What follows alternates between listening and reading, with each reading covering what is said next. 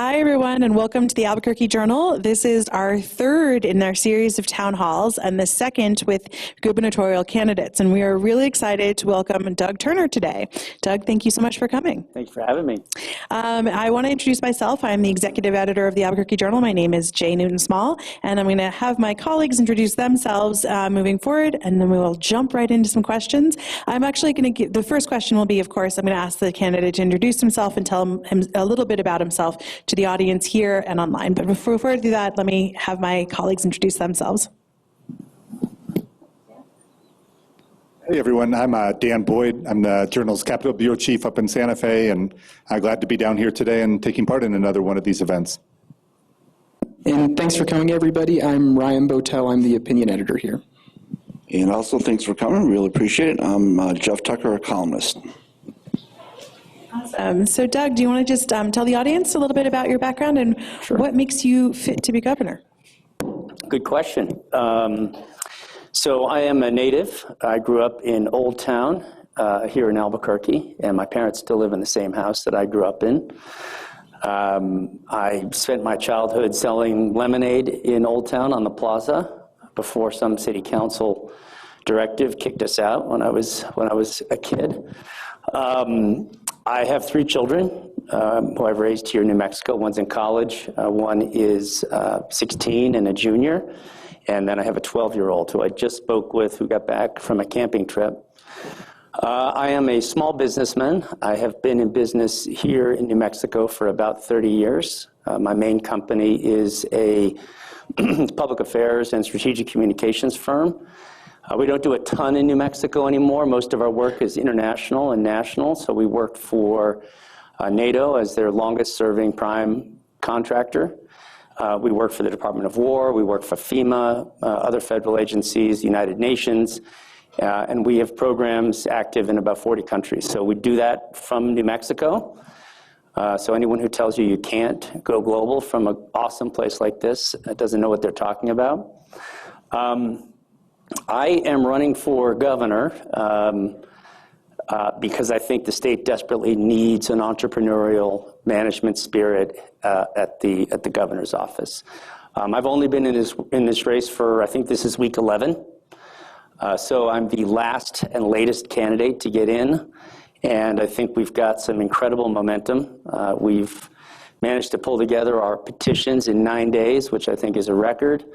Got through the Republican Party convention. Only 2 of us made it through the convention, and I'm grateful that I was one of them. And we just filed our first finance report yesterday, where we have outraised every other candidate running in this race combined, and we have more cash on hand than every other candidate in this race combined, which I think, for Republicans and certainly for any candidate, if you can't pull the money together, you don't have the organizational capacity and you will not be able to win this race. And I am confident that we can win this race. I guess I wanted to ask you, Doug, this is your second time running for governor. You ran in 2010 as well. And what did you kind of learn from that experience? And what, if anything, are you planning to do differently this time around? It's a great question. 2010, I ran in the Republican primary, so Susanna Allen, I think Janice Arnold-Jones was in that race, and Pete Domenici Jr., and I'd never run for anything before. Remarkably, I came in 3rd, which was pretty great, honestly. What I learned is, what I already knew, but it was an affirmation on really how incredible this state is. As a candidate, you get to check out some really cool things, because people say, hey, you never know, he might actually win.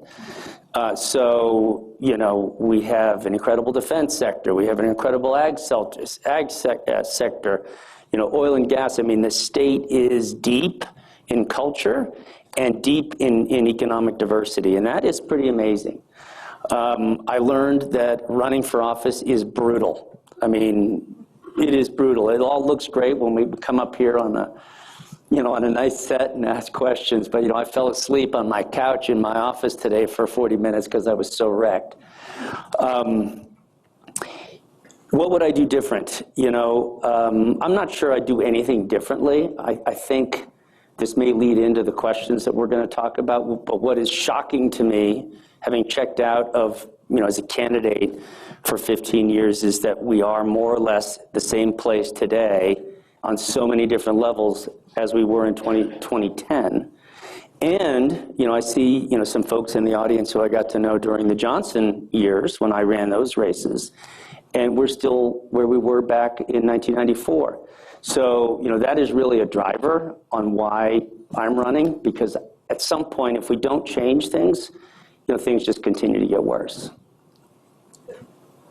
You mentioned bringing an entrepreneurial spirit to the governor's office. What does New Mexico have to do to make the state more attractive to entrepreneurs? So, I was at an interesting economic forum meeting this morning, and there was a speaker from Merrill Lynch who's talking sort of about the macroeconomic picture in the United States today. And he made one really interesting comment in that capital, in terms of investments, favors environments where capital is treated well, right? Where investment from the outside is treated well. So what does that mean? It means that we have to have a better tax environment. Our taxes are about 6% for personal income taxes. Albuquerque just tried to raise its taxes to 8% on gross receipts taxes. That's cash that could be reinvested into our communities, into our small businesses. We're a services company, and we pay a lot of gross receipts taxes, which we could use to hire people, which we could use to improve our own business infrastructure. So I think first and foremost, you need tax reform in the state. And since I got in 11 weeks ago, I've been talking about eliminating the gross receipts tax. I've been talking about at least cutting the personal income tax to at least 3%. Colorado is at 3%. Arguably, they're probably more liberal than we are as a state, or at least from an elective position perspective. Arizona's 2.5%. Texas is 0%. To compete with even our surrounding states, we have to have a better tax structure. And then we have to improve our education system. Because if we don't have educated people, companies don't have an incentive to move here because, number one, they don't have people to hire, and number two, the executives and workforce that they bring in struggle to find great places for their kids to go to school. And those are real decision points for companies. Well, sort of following up on that, Sean Kemp, who's in the audience, asks, New Mexico consistently ranks near the bottom nationally in education outcomes despite increased spending in recent years. What concrete policy changes beyond funding levels would you implement to improve student performance, and how would you measure success during your first term? So education has been one of my personal passions for my entire professional career. Before I announced for governor, I recently resigned from Public Charter Schools of New Mexico, which is the state's leading school choice advocacy organization. And we have some of the best charter schools in the United States. You can look. These are entrepreneurial parents and board members and principals and teachers who come together and figure out how to deliver high-quality outcomes with the students that they have. But at a more macro level, we look at things like third grade reading as an example. And we look at our history competing with Mississippi, which we were always competing for who could be next to last. It's either going to be us or them.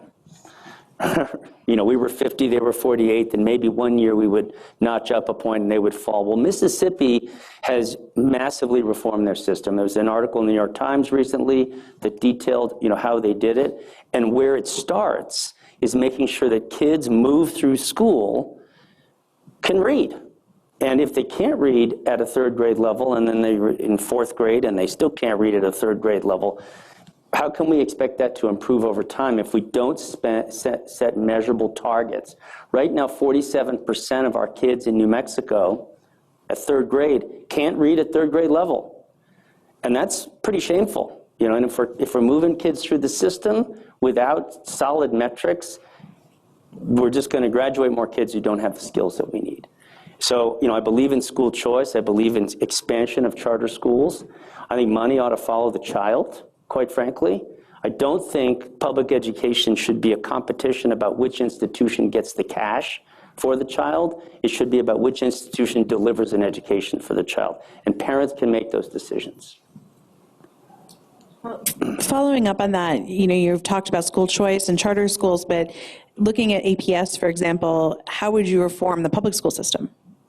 Well, charter schools are public schools. And so, we have some great APS board members, and, my tracking of what APS is doing of late has been in the right direction. They are setting, specific metrics to achieve. But if we rewind 30 years or 32 years ago, if we had been doing that then, what we're talking about doing now, we would be in a completely different situation. Speaking about Economic Forum this morning, Emily Howard, who's the head of Economic Forum, asks this question. In a recent poll conducted by the Economic Forum, 94% of the Albuquerque area residents said local economic growth was important to them. What is your vision for a prosperous economic future for New Mexico, and how will you lead us there? Wow. I think, and it has always been the case, that small businesses in the state are really the driver of job creation. I have a small business. That doesn't mean that large companies, whether they be the Project Jupiter down in Las Cruces or southern New Mexico, or Intel, or some of these new companies that are coming into the state, aren't important as well. But I feel, at least in my time as a small business, that we tend to gravitate towards the unicorns who are going to come and save us, and we dangle out all kinds of tax breaks and so forth, which are fine. They are economic development tools. But I think sometimes we do that at the expense of all the men and women in this state, and even teenagers. I met some teenagers who started a car washing company, and they text me every few days to see if I need another car wash. But I think we do that sometimes at the expense of the small businesses in this state. And we need to make being a small business actually a lot easier than it is. But at the same time, I get back to the tax issue. Regressive taxes for consumers are bad for all businesses. High income taxes are bad for everybody. Find me one New Mexico voter who says, please raise my taxes some more. I haven't met anybody. In the legislature, I've met some people, right? But not around the state. So, I think there's small things that we ought to be doing. Education, tax environment, and really more attention to the businesses that drive growth here. I'm going to follow up on your idea of the cutting taxes and obviously the issue of revenue. Would you kind of, as a related point, kind of propose reductions in spending then in the state? We've seen pretty big state spending increases during the current administration. And if so, what are some programs that you think should be maybe pared back or see some reductions? So, we have some big spending in the state for sure.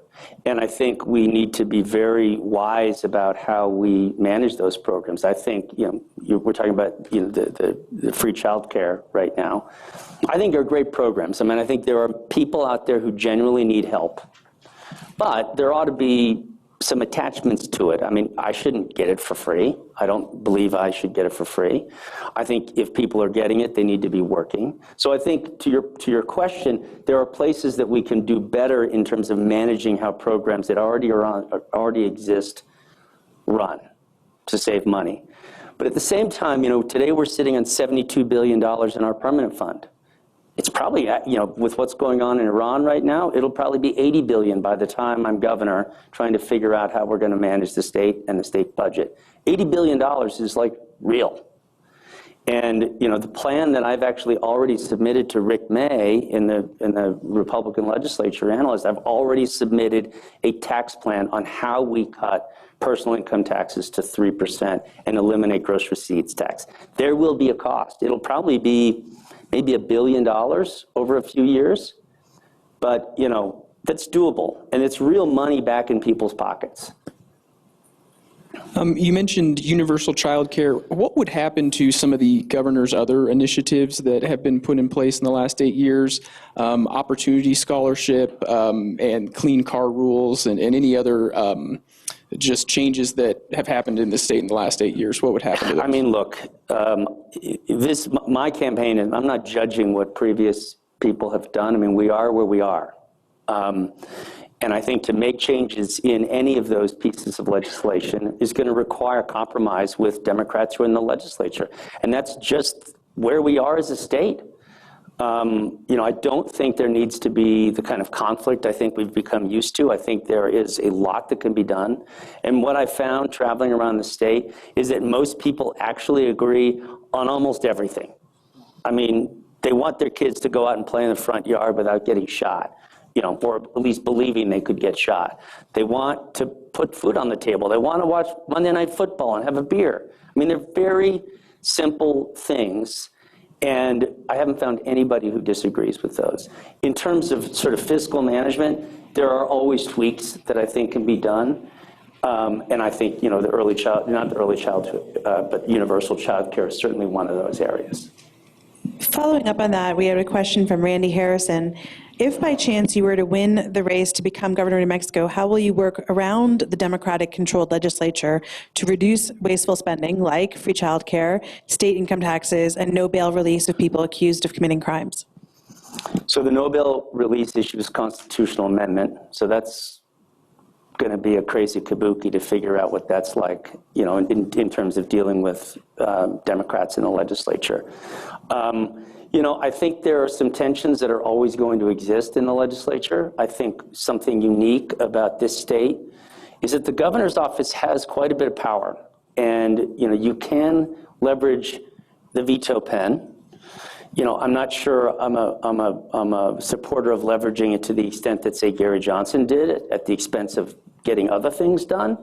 But I do think that it is a tool that can be used to get people to the table. Because generally, somewhere in the middle is the compromise that you need to engage in to actually move programs forward. And not doing something is still a decision. And I'm generally not a favor of inaction. He has a follow-up question to that, and it ties into another question from another participant. The follow-up question from Randy Harrison is, what can you do to return the Republican Party to represent the beliefs of citizens and oppose policies we do not support and win elections in this state? Which also ties in with a question from Kirsten Lee, how can common sense conservatives get elected in New Mexico? So, New Mexico does have a history of electing plenty of Republicans, and we've had Republicans in office for a long time. I mean, Pete Domenici, who I worked for in Washington, we had Gary Johnson, we had Susana Martinez, we had Joe Skeen, we had Steve Schiff, we had Heather Wilson, we had, Steve Pierce, we had Yvette Herrell. We've had lots of Republicans. And so, people say, well, how can you possibly win? Well, I believe we can win because what I said earlier is that we all generally have the same ideas and the same desires. So, sort of chopping up the state between people who are, Democrat and Republican and assuming a Republican can't win, I think is fundamentally flawed. I do think we have problems with the way the state's been gerrymandered and redistricted over the years. And I think, for an accurate representation of the people of this state, we need to have districts that accurately represent the geographies that they live in. People in San Juan County have different needs than people down in Doñana County, and therefore they should have different types of representation. But the way we've drawn these lines are so insane, where you have people in the Southern District who are, people in Albuquerque who are actually voting people, in the Southern District. But we also have a lot of independents. So we've had a rise in Republican registration in the last few years, a decline in Democratic registration, and a huge rise in independents. And I think that speaks to the fact that we are a wildly independent state.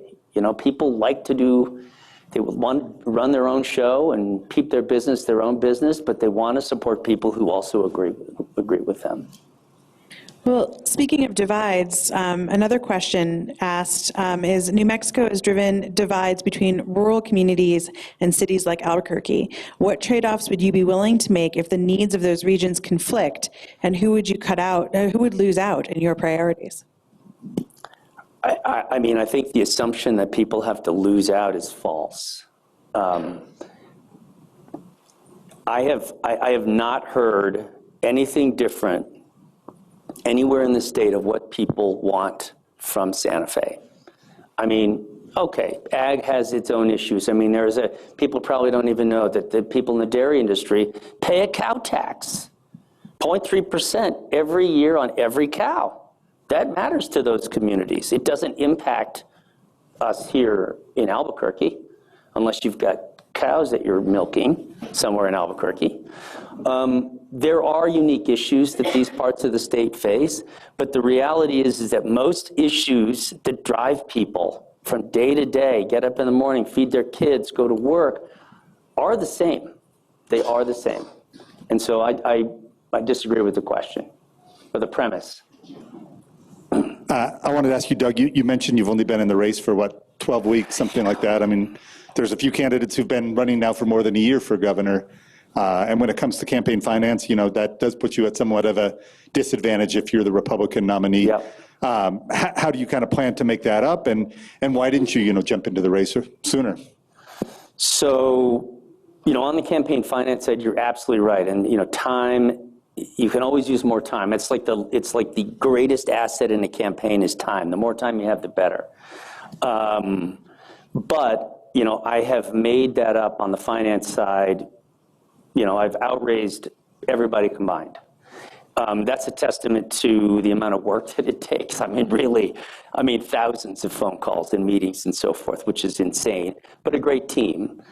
And I think that, the campaign has built a lot of momentum largely because of that. Why did I wait so long? I personally had a terrible year in 2025. I lost my wife to breast cancer after almost 20 years of marriage, which honestly knocked me on my behind. And I spent most of the year making sure my kids were in good shape, businesses, and I sat down with my kids and I was looking at the race and I asked what they thought, and my middle daughter, who's 16, she said, Dad, would you regret it if you didn't do it? Which is pretty insightful.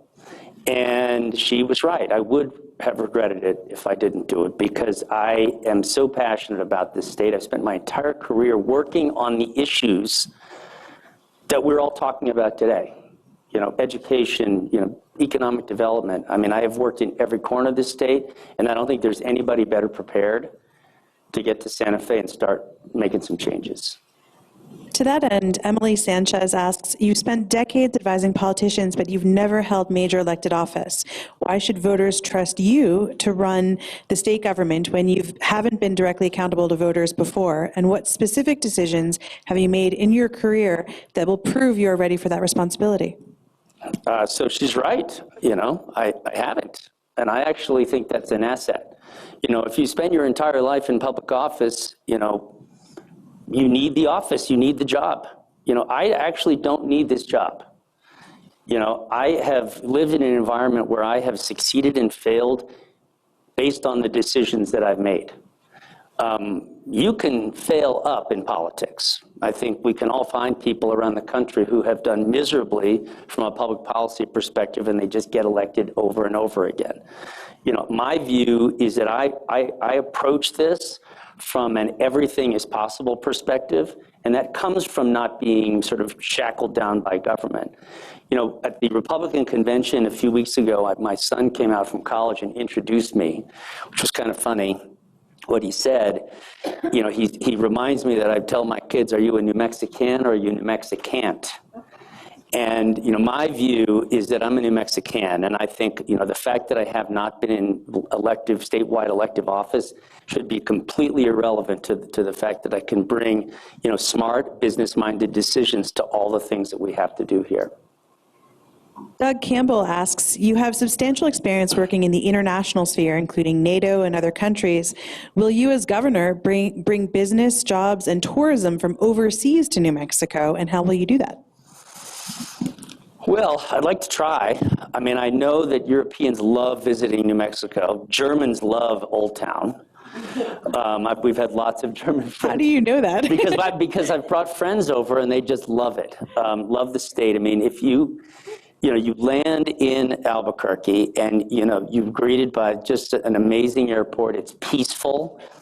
It's not insane and crowded. And, you come out and just the open skies and the mountains. I mean, people love this state. To the extent that I can increase tourism, from other countries, I think the state has been trying to do that for a long time, and I think there's some success there.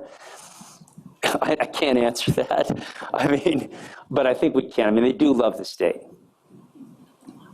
One issue that current and former governors have tried to address and have had mixed results is CYFD, obviously, and it's something we've written a lot about, a lot of editorials, a lot of stories, and tragic stories.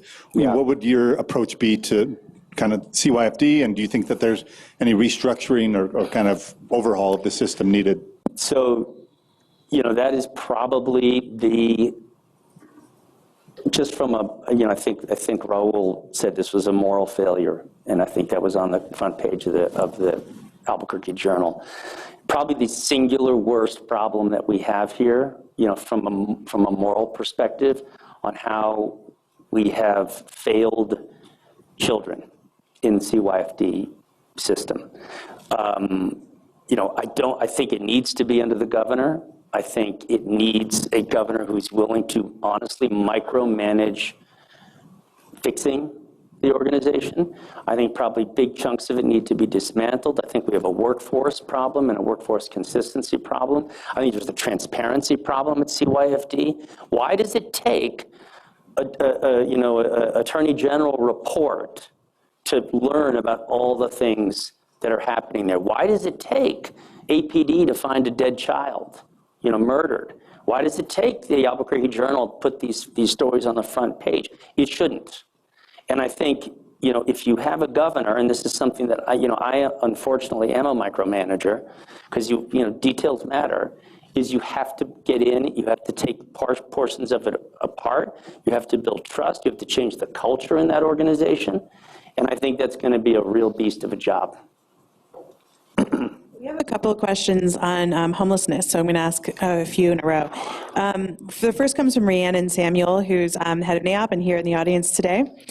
She asks, we are in a housing crisis, and housing development is often constrained not just by zoning, but by infrastructure and site readiness. How would your administration prioritize infrastructure investment in coordination with local jurisdictions to unlock more land for housing and bring down overall development costs? So it's kind of like we have a long history of zoning issues. We have a long history of inadequate infrastructure. And so we have underdevelopment of housing. And underdevelopment of housing means our housing stock is low and prices go up for either people who are buying houses or people who need to rent them. And so we're in a jam, and I know that the state has probably spent $120 million recently on low-income housing. I think this is a real problem, and I think, while most of these issues are municipal and local in terms of how they manage, the state needs to work hand in hand with these organizations, with these municipalities to solve it. I have a development company, and I can attest to how difficult it is to do simple things like water lines and gas lines. It is really hard and really expensive. And the difficulty is time. Time adds costs. And those costs just get passed on to consumers. And so, we do need some intervention. Thankfully, we're not as bad as California, but if we are not careful, we will be there pretty soon. Chuck Holman asks, what are your ideas for ending homelessness in Albuquerque? Oh, man, that's a rough problem. From the studies that I have read and the folks that I've talked to, the biggest chunk of that problem is mental health related. And, we kind of blew up our mental health system in the state about 10 years ago, 12 years ago, and I think we need to put it back together. Most of these people really need help. They really do. And I think it starts there. Housing, as was just asked, is a significant issue, and we need housing for people.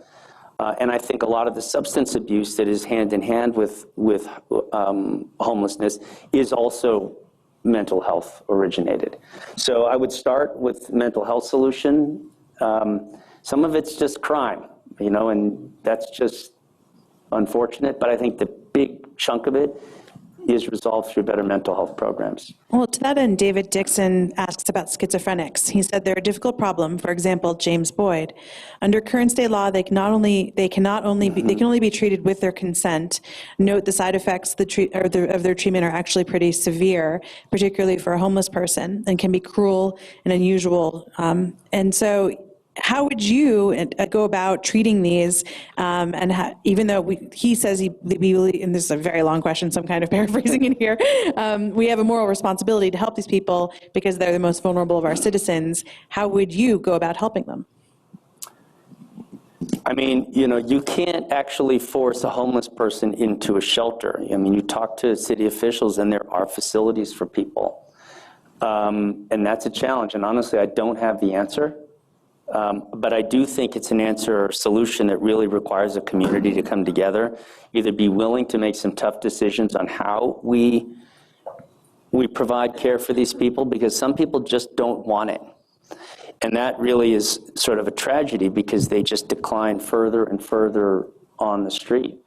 But it's very complicated. And we are not the only community in this country that is facing this problem. I guess kind of related, you mentioned crime and public safety issues, and I know that's a big component of your campaign. And we even spoke a few weeks ago about a experience that you had in Albuquerque on the issue. What is your proposals for dealing with crime? I mean, is it tougher criminal penalties the answer, or other policy changes, or why do you think we keep having this issue of reoffenders and recidivism? Well, I mean, you talk to law enforcement throughout the state. I mean, people like to say, "Gosh, the cops really need to be doing more," and I think law enforcement really does a good job. And the incident that you're talking about, when a guy was shot, 20 feet away from me down near Tingley Beach, speaking to the police officers, they were there in 2 minutes. So it was pretty amazing. But, you talk to law enforcement around the state and they will tell you that it's generally the same group of criminals that they are arresting over and over again. And it drives them nuts. And they are people who they've busted for all kinds of offenses, and they get kicked out, of the judicial system. Maybe they're wearing an ankle bracelet, ankle monitor, but that certainly doesn't prevent them from going and getting another gun and shooting somebody. So, that was a constitutional amendment in 2016 for bail reform, and I think that needs to be reviewed. I think that if you are arrested for a violent crime, you should stay in jail until you are tried, versus getting kicked out on the street again and going out and doing the same thing over. It's not just here in Albuquerque. I was just in Clovis, I was in Portales, I was in Artesia. I could have been talking to the same sheriff, honestly. We ran a story recently about how APS is seeing some undocumented students staying away from school for various reasons. When it comes to public safety, is immigration enforcement, do you consider that public safety? And what do you think of the current state of immigration enforcement? So, we shouldn't be having agents bursting into schools or churches. That's inappropriate. I think the goal ought to be, law enforcement from a criminal perspective, and we have huge problems in terms of cartel activity at the border, smuggling in fentanyl, people, all kinds of illegal activity, and that's where we should be putting our effort. And the state ought to be supporting the federal government in its efforts at that level. But bursting into schools, that's totally inappropriate. A question from Gordon Healy. You mentioned that you don't do a lot of business in New Mexico anymore.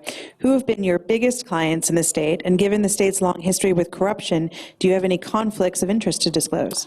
So we still do business in the state. It's just that the level that we do outside the state is significantly greater. We have worked for University of New Mexico hospitals. We've done all their bond campaigns probably for the last 10 years. We've done work for the Spaceport, Spaceport America. We've done work during COVID promoting vaccines for people around the state and mobilizing vaccines. We've done work for the census in the state, mobilizing Native American communities to sign up for the census. We've done work for the Department of Health, Department of Higher Education. So, you know, in a lot of different areas, you know, the biggest part of our business is actually reaching people and getting people to either take advantage of certain government programs that exist. I mean, we were responsible for fixing the claims process and claims awareness for FEMA after the Herman's Peak Calf Canyon fire, when FEMA wasn't processing enough claims. So, you know, we don't have any conflicts of interest with the state at this point. You know, we're not a business that's dependent upon state and local government, but we have a long history of it.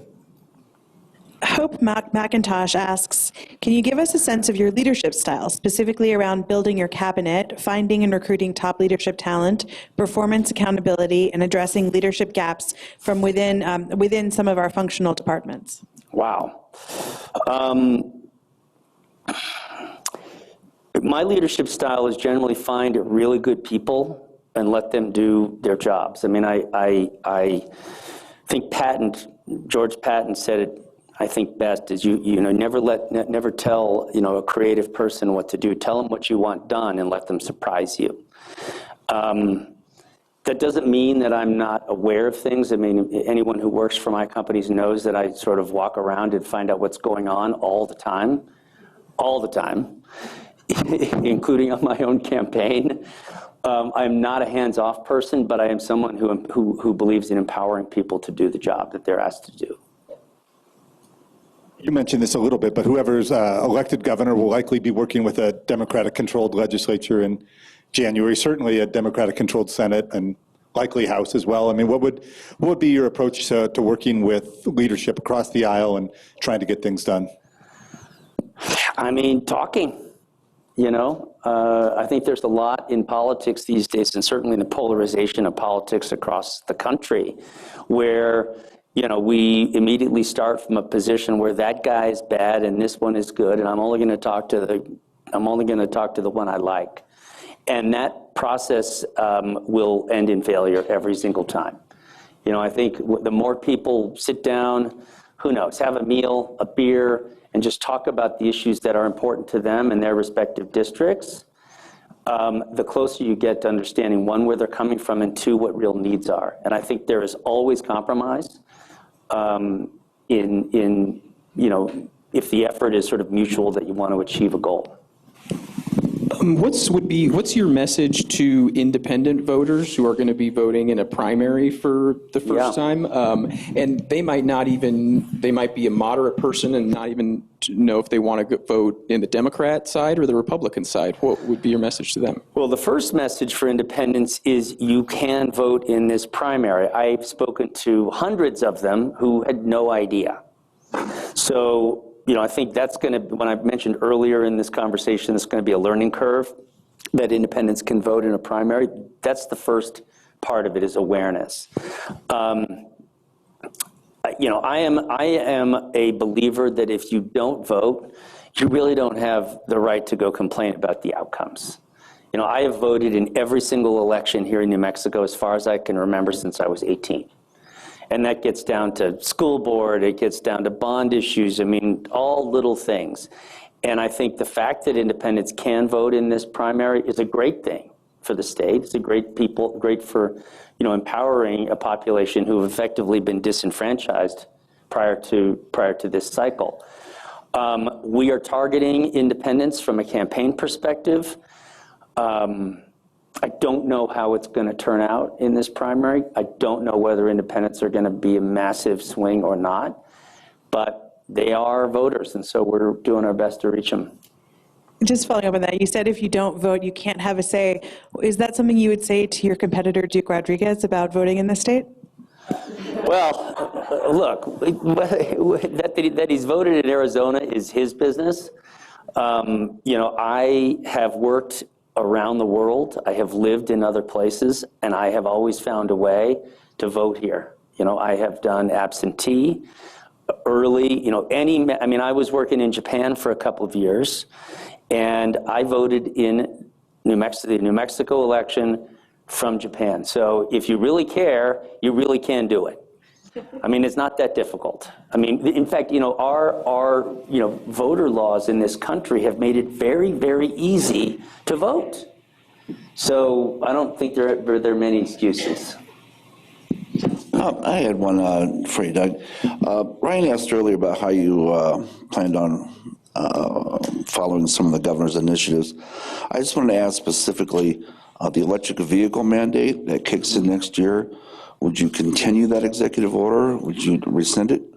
I would probably rescind it. I think it's difficult to achieve, especially if you look at the incomes of most people in this state who wouldn't be able to afford an EV, if you had a gun to their head.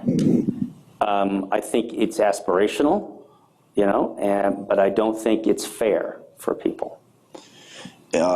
Okay, and the second question I have was going to have about the fairgrounds. The governor's proposal to redevelop the fairgrounds, including possibly building a $200 million stadium or larger. What would you like to see done there? As far as I know, the state has not proposed a $200 million arena. Only one candidate has. I think that's a terrible idea. Marty Chavez brought up 40 million, I believe. Yeah, I think if you look at the population of the region, a million and a half people, that's probably justifies a $40 to $60 million stadium. And I think that's probably along the lines of what New Mexico United has been trying to do. $200 million is a gross mismanagement of public money. Can you build a stadium for United there and also have an arena to replace Tingley? I'm sorry? Can you build an arena there for United at the fairgrounds while also building a new arena for Tingley? Would it take two arenas there? Look, I'm not an architect or a designer, but there are multi-use facilities all over the country, and I think that's logical to do. I mean, Tingley is, it's far past its prime. I mean, I saw Stevie Ray Vaughan there, 40 years ago. 40 years ago, I was 17. I saw Stevie Ray Vaughan at that show and at that facility, and it probably hasn't changed very much since. But I do think we do deserve a facility that can hold the events and so forth that we want to hold. I think $200 million is irresponsible. And can you make the point to New Mexicans that will benefit areas outside of Albuquerque to have a large stadium here that could bring up major events here? Is that an economic development tool, not just an amenity? Stadiums, it has been widely documented, whether it's the Cato Institute, Brookings, or other, folks that have done economic development studies around, the efficacy of big stadiums as an economic development tool. And if they are not used and booked with venues, they are a dog, right? They lose money. And so, the idea of building something that you can then populate with restaurants and other things around it only works if people are going there. So, it's a function of, one, are we building the right facility? And two, are we programming it properly? I don't think we have that plan yet. I mean, I think New Mexico United has a need. They are also approaching this from the right perspective as a public-private partnership. It's not like a big tax, boondoggle where the taxpayers are going to foot the bill. They're putting real money on the table, and that's how it should be. Paul DiMaggio asks, we need a business leader to clean up democratic corruption. Will you back clean voter rolls and resist illegal voting? Yes. I mean, I think we need to have integrity in our voting system, and we need to clean and purge our voter rolls on a regular basis. I do joke, though, pretty frequently when I go around the state. It's usually just for a laugh. I met a Chihuahua down in TRC the other day, told his owner that he would take his dog to vote, and everybody got a laugh. But seriously, yes, the answer is, But that really is a function of the Secretary of State, and, the Secretary of State, enforcing, the laws and the procedures that are on the books. Well, following up on that, the Trump administration has asked for our voter rolls. Would you support giving those voter rolls over to the Trump administration? I don't agree with that, and largely that has to do with privacy of information.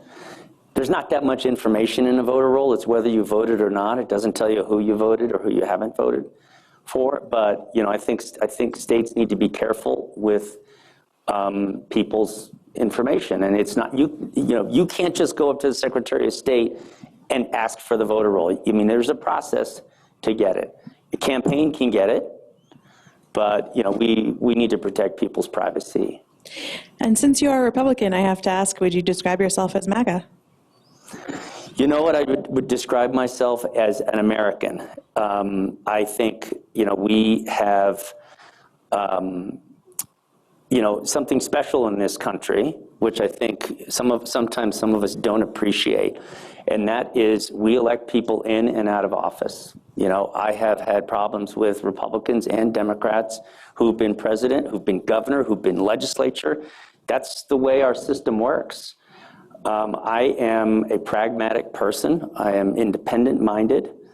I am practical, and I think I am fair. And I think that all people in this state deserve, someone like that in office who's not going to make a decision because someone else told them what to do. Jeff had asked about one of the governor's executive orders. I wanted to ask about another one dealing with the greenhouse gas emissions, and there's been legislation about that hasn't passed in Santa Fe. What would your approach kind of to climate change in general be, and would you, consider rescinding that order if you're elected? The one that didn't pass? The greenhouse gas, I guess the executive order that the bill didn't pass. Sorry? The bill didn't pass. Yeah, so there's nothing to rescind there. I mean, these are real issues, and I think if you look at, a lot of the regulation that we have seen promulgated starting in the Martinez administration, then again in this current administration, is that we do have some declination in greenhouse gases that are coming out of our oil fields. It is a downward trend. Doesn't mean it's a solution, but considering our production has skyrocketed, that's a good thing. The challenge that we have in New Mexico, because we are blessed with amazing sun and wind, is how do we have more solar and wind power, which speaks to the issue. The real problem we have is we don't have the kind of transmission that we need to move that power to consumers, number one.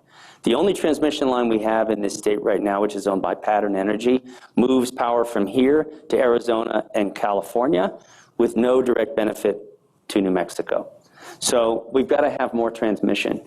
The other thing that it's going to require, if we want to have this green future, it's going to require some trade-offs.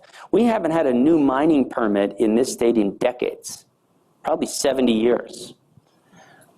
We have copper, we have rare earths, we have the minerals that are necessary to make solar and wind, but we have to be willing to use them. And if we're not, we're kind of in a jam here. So we have the means and the tools and the resources to create the future that we want, but we have to be willing to use them. Following up on that, Jim Folkman asks, how do you balance the significant financial contribution that the oil and gas industry represents against the substantial and historical damage to our environment? It's really tough. I mean, I think without question, oil and gas is the golden goose for the state. And honestly, environmental challenges aside, most states in the country would kill to have what we have. The challenge that we have is we have to make sure that our regulations governing these industries are appropriate, they're manageable, and they don't raise our costs so we're not paying for what we're imposing. I think what we end up having often in this state is that if there is one bad actor in an industry, we tend to pile on a whole lot of regulation and rules around what that one bad actor did. And I think we need to be careful about doing that because we just create problems downrange. I think we need to work with oil and gas, and I think we have. I think the industry associations have, to make sure that they can run as cleanly and effectively as possible. How would you rate the legislature's recent session when it came to healthcare reform, specifically medical malpractice and interstate compacts? And do you think there's more work to be done? So I think this was a watershed year for healthcare reform. This doesn't mean it's a solution for everything that ails healthcare in the state, but the interstate compacts is massive.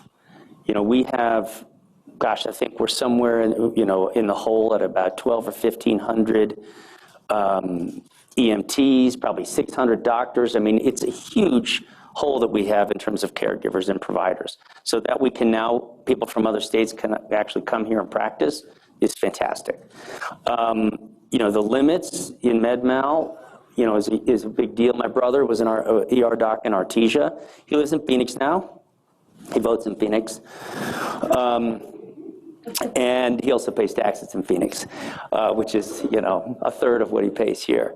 I think we have work to do on that front. I think, we still have medical malpractice insurance, which is almost double of what it is in our surrounding states.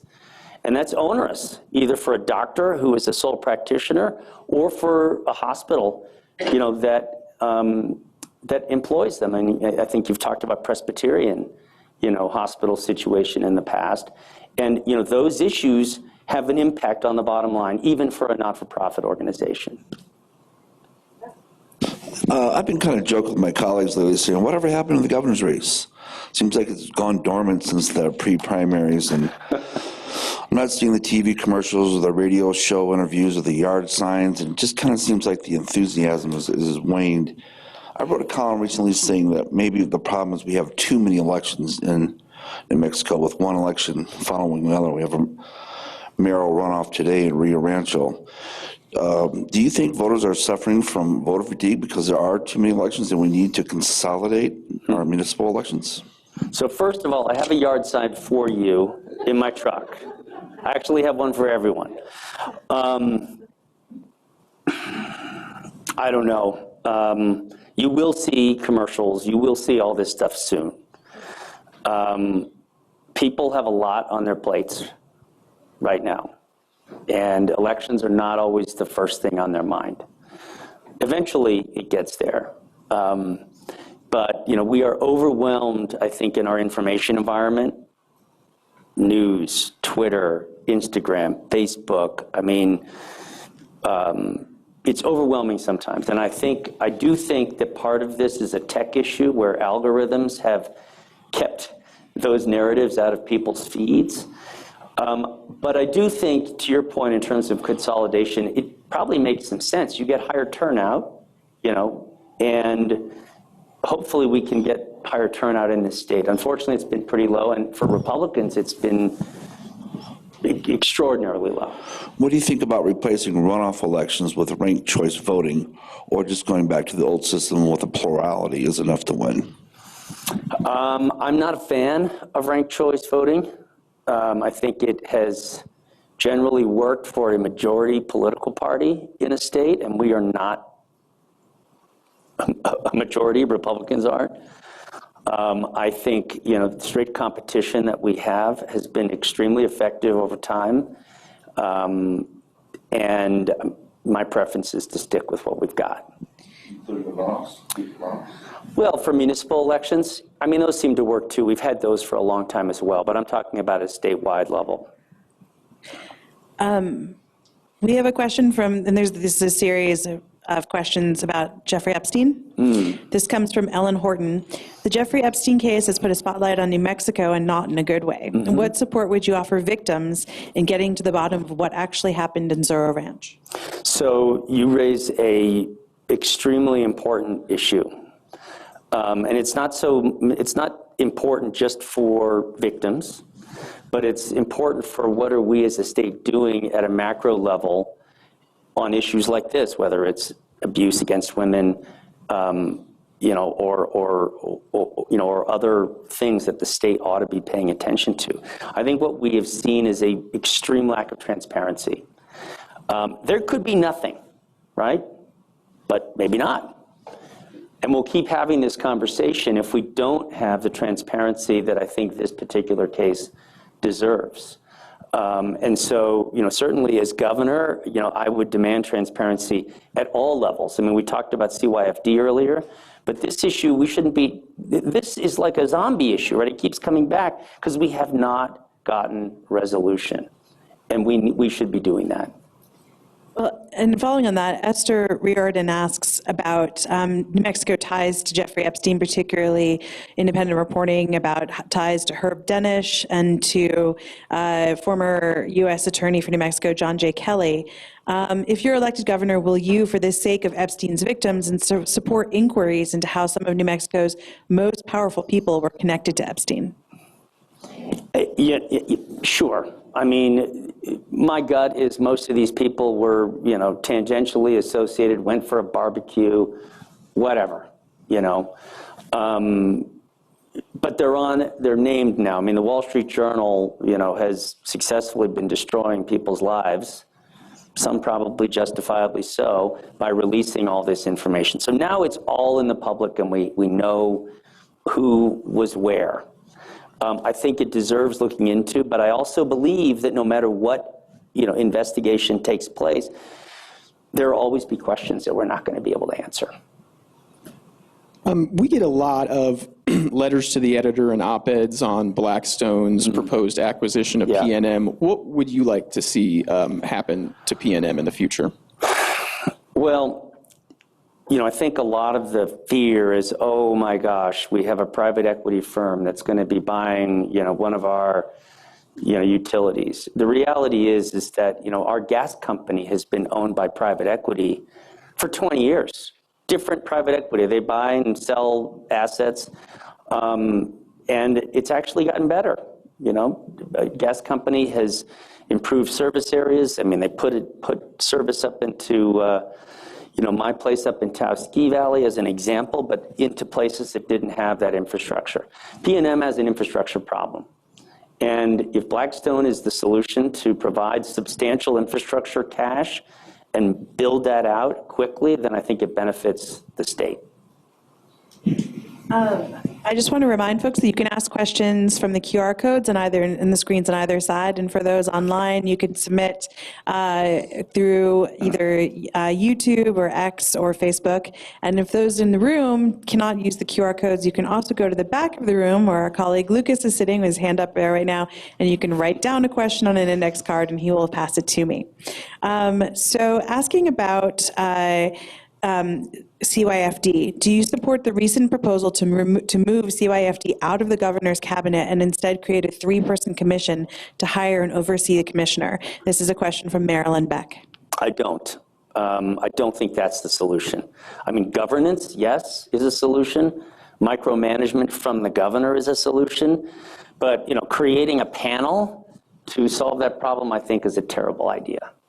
Similarly, there's been proposed that the Department of Economic Development should be made independent and not subject to change every 4 years when a new governor comes in. Would you support that? I wouldn't support that either. And I do understand the idea behind that, because if you are an economic developer, or if you are, an organization, I think you mentioned someone from NAIOP was here, that looks to the state for economic development resources, you want continuity.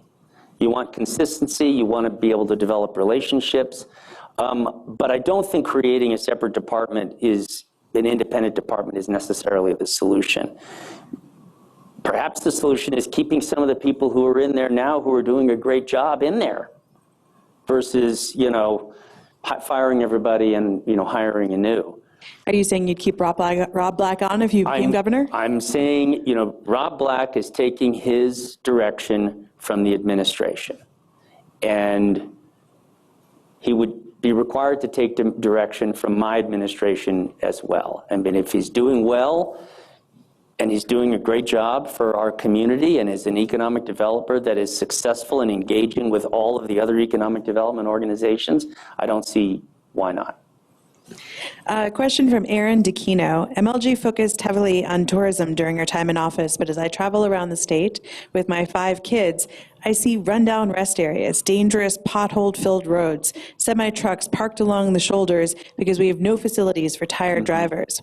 What would you do to improve DOT and the look and the feel of New Mexico for the majority of people who are coming through it? Yeah. I did a social media post a couple weeks ago after driving on the Lovington Highway down in southeast New Mexico. Those are where the potholes are. And I did like a little AI thing where I was actually sticking my head out in one of the potholes because it was supposed to be that deep. The roads are bad. The roads are terrible.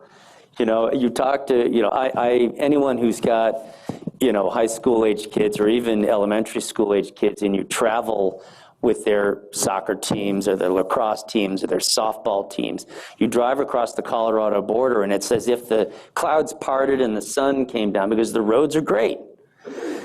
We have underfunded our highways and maintenance. You talk about rest stops. We have underfunded them for decades. We are today approximately $7 billion in the hole, no pun intended, actually pun intended, in terms of our infrastructure. $7 billion, and that just keeps getting bigger and bigger. Why is that? Because we're not using the money that we get from our tax streams for gasoline, for example, or the fees we charge big trucks, driving in the oil patch for roads. We are putting that money in a general fund and then we're spending it somewhere else. I mean, the first solution is to spend the money that is taxed for the purpose that it's taxed for. I mean, that is just basic common sense. But beyond that, I do think that we need a long-term permanent infrastructure fund in the state. It could be $2, $3, $4 billion that kicks off money every year that goes to fill that $7 billion hole. We are not doing that today. I might follow up on that. You mentioned the permanent funds earlier, $72 billion or whatever they're at today, given the market. There's been a lot of talk in recent years about the rainy day funds and whether more money should be taken from those and used for certain purposes. What's your kind of stance on that, or would you make any changes to kind of the current distributions? Well, what I don't think we ought to be doing is just grabbing money from this fund to solve a problem that is recurring. There's nothing I think that people in business or in the legislature like more, certainly conservatives or pro-business people, than recurring expenses. Right? You keep having to tax people and find money to pay for things the same thing over and over again. So if we're going to use the permanent fund, they need to be set up in a way that creates revenue for a specific purpose. So you're not technically, diminishing the corpus of your macro fund.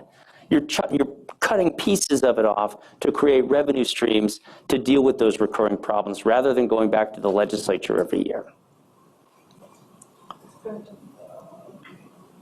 5 years ago Sunday, the governor signed the Cannabis Regulation Act. Has it been a success, and would you propose any changes? Wow.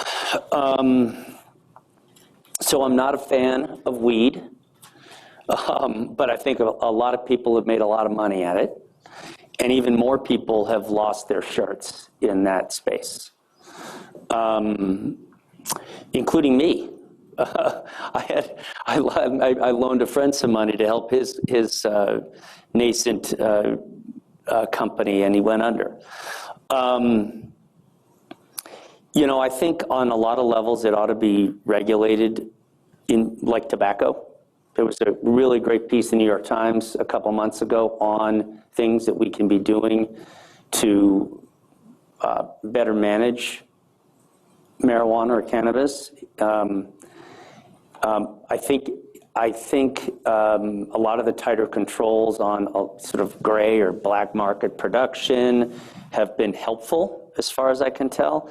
I can't actually speak to whether it's been the kind of windfall that people have suggested it would be at the state level.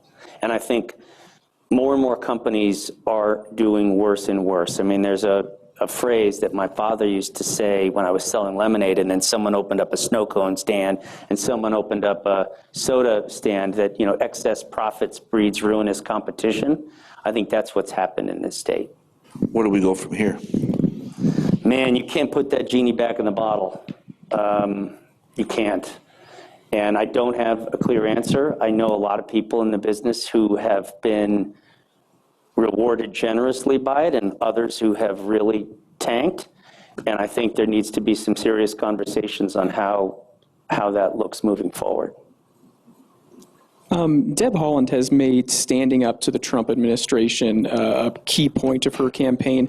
What would your administration's relationship be like with the Trump administration? You know, my administration would look to the Trump administration or whoever is in office, because I plan on being there for at least 4 years, and 8 years, for whatever we can do to help this state. And if that means, increase in defense spending, if it means, research dollars into our labs, that's what a governor ought to be doing. Governor ought to be looking for ways to work with the federal government, no matter who is in office, to do whatever they can do to benefit the economy and the social welfare of our own community. Doesn't matter who's there. Teresa Seamster asks, please state your position on allowing AI or other hypersized data centers to be developed in New Mexico. Please be specific on impacts to local economies. We know that these centers do not support many employees, and on local energy rates, water use, air and noise pollution, and other lasting issues. So, a real common question. First of all, AI is not going back in the bottle either. I mean, this train has left the station, and I'm sure there's nobody here in this audience and nobody texting you that's not using an AI tool for something. So those data centers are going to go somewhere. And while they are not, economic manna from heaven, they are impactful to the state on a lot of levels. Some good, some bad. My understanding, for example, that Project Jupiter will spend something on the range of $1.7 billion in their development of this project. They'll employ thousands, maybe up to 4,000 people in the construction trades. Probably half of them or more will come from Texas, because it's down south. And then they'll employ 300 to 400 people full-time, probably riding around in Segways or golf carts inside fixing terminals and so forth. But those will be high-paying jobs. So you will have significant investment at the time. You will have an economic multiplier from all the people who are hired. And you will have impact on the jobs that are created. But you also have some adverse issues, and so water permits need to be appropriately pulled with the state engineer. They need to be, they need to be appropriate to the community that they are in, so you're not creating future development problems. On an energy perspective, this place will build its own natural gas-fired power plant, so I don't think it'll have adverse impacts on our own grid. But these are things that need to be discussed. They need to be properly vetted, so they don't have the kinds of adverse impacts that we fear that they could have. The governor's emergency powers became a huge issue during the pandemic, and again when she implemented a gun ban in Bernalillo County. If you were governor, would you work with the legislature to limit the emergency powers of the governor? Boy, that's a double-edged sword too.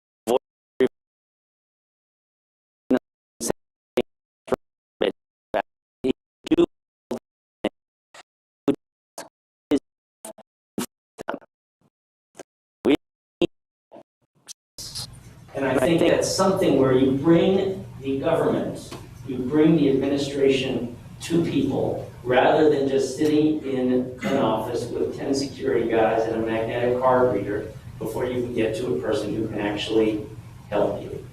So I think we ought to do something like that, maybe exactly like that. Just to note to our folks, I'm told the audio is out online. They're fixing it, it's up again, okay.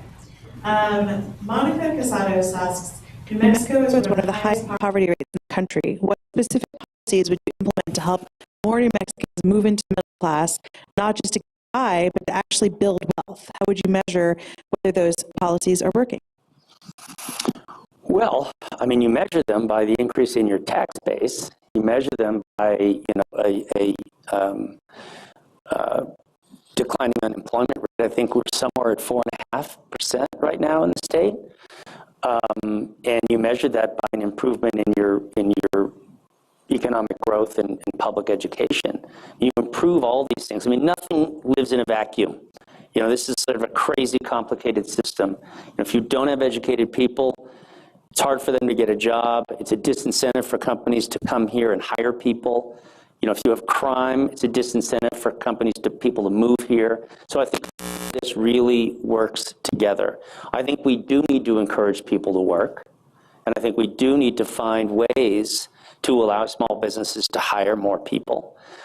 It doesn't happen with one piece of policy. It happens with a lot of little things that get fixed in Santa Fe that have real big impacts downrange. And that's my vision. Since the session, and there's been a lot of talk about the governor calling legislators back to approve the health compacts. Would you do that? Well, first of all, would that be one of your priorities in the first session as governor, is approving all the interstate health compacts? I think it absolutely ought to be. I mean, that is an easy thing to solve a labor and workforce problem in healthcare. And that we can't get on the same page to get that done is kind of shocking. And kind of related to that, as we had medical malpractice reform limiting punitive damages, a lot of people believe New Mexico is just far too litigious a state, and that keeps businesses from coming here. Do we need tort reform to limit punitive damages in cases outside of medical malpractice? Yes. And what would you propose? On tort reform? Sure.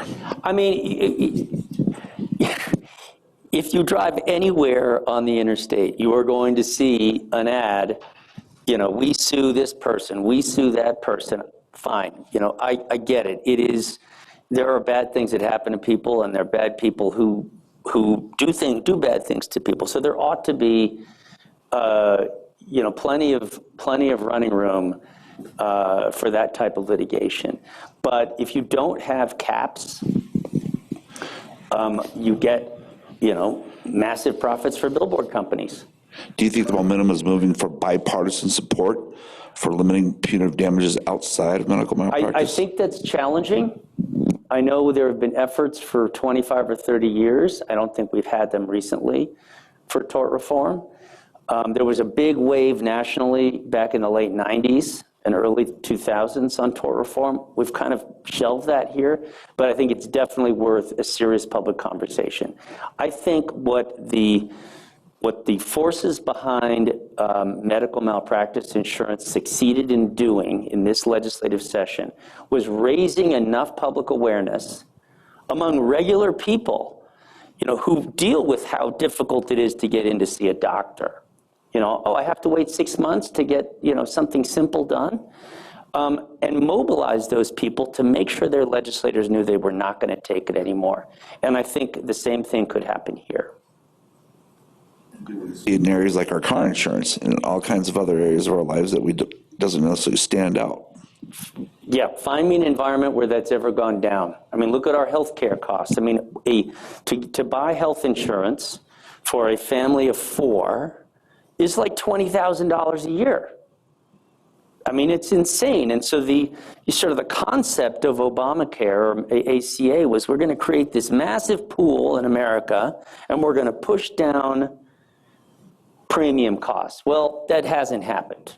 It doesn't happen until the state intervenes at the insurance level and can lower the cost of healthcare delivery to people. And if our taxes are high, if our malpractice costs continue to skyrocket, if our Medicaid reimbursements are falling through the floor, our insurance costs are going to keep going up. And that makes things untenable for all those small businesses and all those people who actually have to get health coverage. I guess following up, we've touched on kind of the state's political kind of business climate.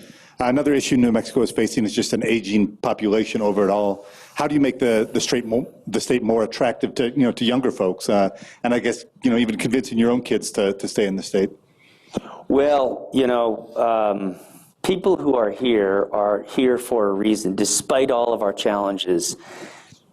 There isn't a more beautiful place in the country. There's plenty of beautiful places, but you can go from palm trees to snow-capped mountains in a day here. And so my kids, I hope they come back. But you do it by making it a more economically appealing place to live. The IRS just did released a study that showed all the states that have net gains in jobs, net gains in income and population, and they are all low or no taxed states. All of them. Florida, Texas. The losers, California, New Mexico is a loser on that front. So we have to change that environment. Everybody I know who has moved here from another state, California, New York, New Jersey, they love it here. They can figure out how to make it work. They like the fact that we don't really have that much traffic. The airport is painless. We have a remarkably frictionless lifestyle here. The sun is great. People aren't worried about their roofs all the time because it's constantly raining. We've got these great things. But what's going to drive people is our business environment. Anything else from you guys? Just one quick side issue. I'm kind of going through a metamorphosis on state-run, privately run prisons, kind of leaning more and more against it. How do you feel about privately run prisons in New Mexico? So you're stuck between when we had state-run prisons, it was a disaster, right? I mean, we took us decades to get out of the Duran consent decree. And then, Johnson went full bore on privatization, and you're stuck there because they're also not so great. I mean, I think you're dealing with a business that has very difficult people to manage, very difficult people to please, all of us. And I don't think there is a singular great solution. I think there are probably great privately run facilities and terrible ones. And I know this because we've had this debate, whether counties, for example, which run their own, can be contracting with ICE to put criminals in. And there's mismanagement there too. And that is at the government level. So I'm afraid it's not a black and white answer. It's just I don't think we're ever going to get it right, exactly right. I think we've seen the bad sides of both. I think that's it from us. Do you have any closing thoughts you'd like to impart to the audience? Wow, this has been really cool. I mean, really great to sit here with all of you and thank all of you for your awesome questions. I think I'll leave you with this. I mean, my vision for this state is extremely bright. I grew up here, and I have chosen to raise my family here because it's such an amazing place. But we have big challenges. And I think they're challenges that if we come together as a community, as a state, we can actually solve. We haven't solved many of these issues for over 30 years. And I think we approach them as these big, massive problems, but they're really little things that have big outcomes. And I am the kind of person who believes that nothing is impossible. I'm the kind of person who loves to be surrounded by people who are 10 times smarter than me. makes me a better person, but it also gives us better outcomes. And I commit, as governor, that's the kind of person I will continue to be. We've got brilliant people in this state, passionate people about issues. You've had some questions from some of these people who are advocates who believe deeply that we have a bright future, and I'm one of those people. So thank you all for joining. You can check out my website at turnerfornm.com, and this is an exciting time. I promise you'll see the ads. Just give me your address. I'll have a yard sign dropped off. And thank you so much. Well, thank you so much. We appreciate having you, and thank you everyone who showed up today and everyone online for tuning in. I'll remind you that the next in the series will be April 20th, so next week, Ken Miyagishima, who is running as an independent for governor and a former longtime mayor of Las Cruces. We hope to see you again then, and a reminder to also please return all of your lanyards on your way out the door, and thank you so much for participating. We hope to see you soon.